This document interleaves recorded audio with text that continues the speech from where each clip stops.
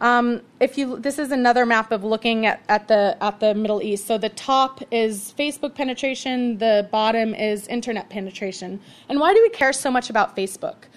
The reason Facebook matters is because it has more than 500 million members, and it's a power of networks. So networks operate according to power laws, which means that their efficiency, their strength, the strength of individual nodes increases as that network expands and as more people join that network.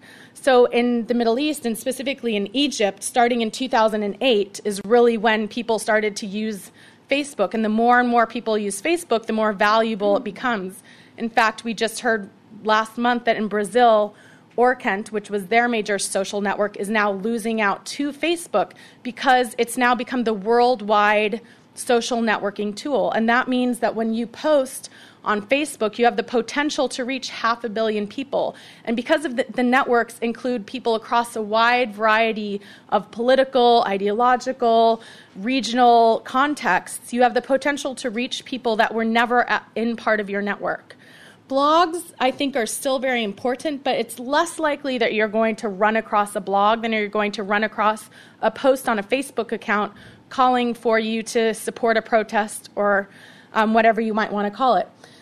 And there's certainly been some critique, and perhaps Adel will discuss this, about clicktivism or slacktivism, and this is the idea that really clicking like on something or saying I'm going to attend a virtual protest is a pretty low threshold for political activism. It's a lot more difficult to get into the streets, to get people to go put their safety on the line when you have police and military forces out there literally killing people in the case of Libya and in Tunisia and Egypt.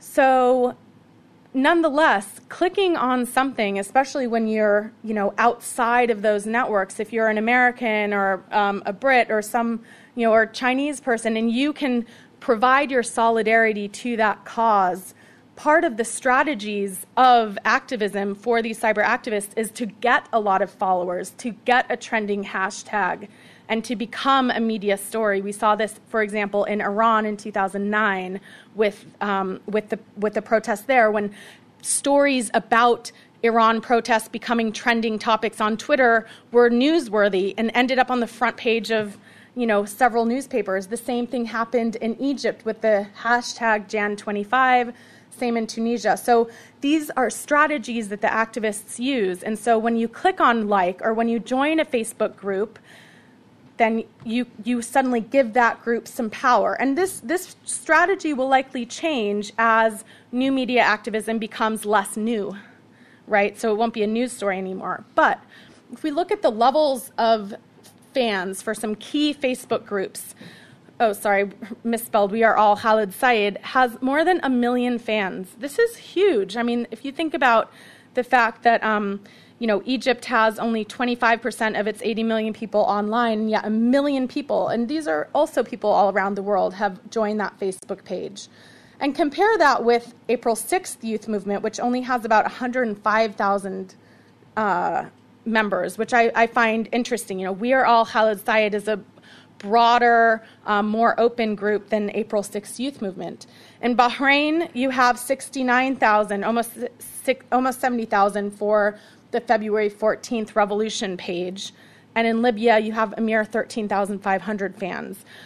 So, I think this tells us something about the power of social media. Obviously, if you have less connectivity in certain countries, you're going to have fewer Facebook fans, and that might not be the best strategy. One thing about Egypt is that those digital revolutionaries have been working since 2005 at working on their strategies of organization and mobilization and how to use new media in political activism, working with NGOs, learning from journalists, learning from human rights groups, going abroad to Serbia, to Poland, to learn from other nonviolent struggles. It wasn't simply they started a page and up came a revolution. And I think if you also look at the level of political rights and civil liberties in each country based on the Freedom House methodology, you see that there are the higher level is the worse that countries rank.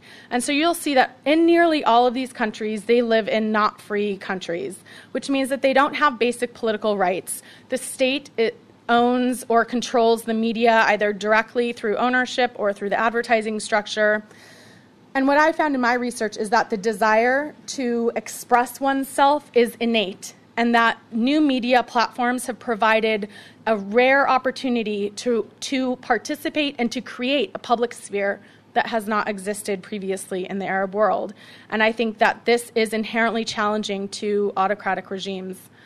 I came across an interesting graph that from I think it was The Economist. I probably should have quoted that one. But it created a Middle East Unrest index. And so they look at corruption, poverty, age, and literacy. I don't think that's enough. I think you also have to look at the level of political liberties. And poverty kind of gets at the issue of GDP.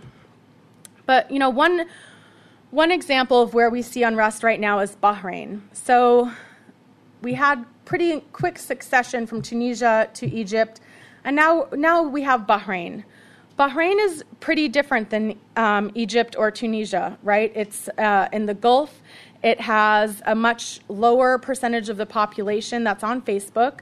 It has a much lower population that is politically active, and they haven't been as politically active for as long. However, since 2005, Bahrain has had a small but dedicated group of cyberactivists, of bloggers. One of them created the Middle East News Online, created Middle East music to draw together new music coming out about social issues from the region, etc. So if you look at this is the corruption ranking median age. So they give Bahrain an unrest index of 37.7.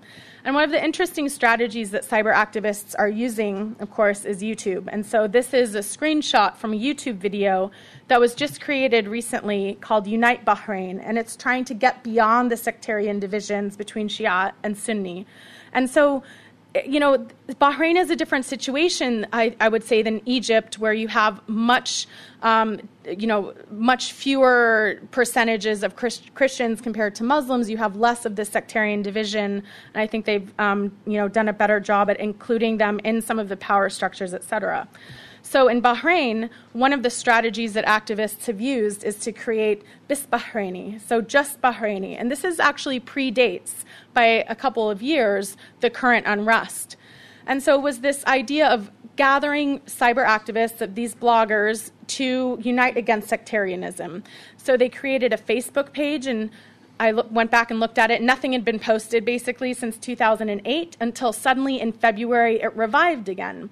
And in fact, it has been blocked by the authorities, and people with these buttons, just Bahraini, have been arrested, their buttons have been confiscated by authorities, because this is a challenge. This is a challenge to the Bahraini government. So we can see that they're really combining off and online strategies. So creating a Facebook page, but also creating buttons that people can see offline. And that's the same thing that Egyptian activists did.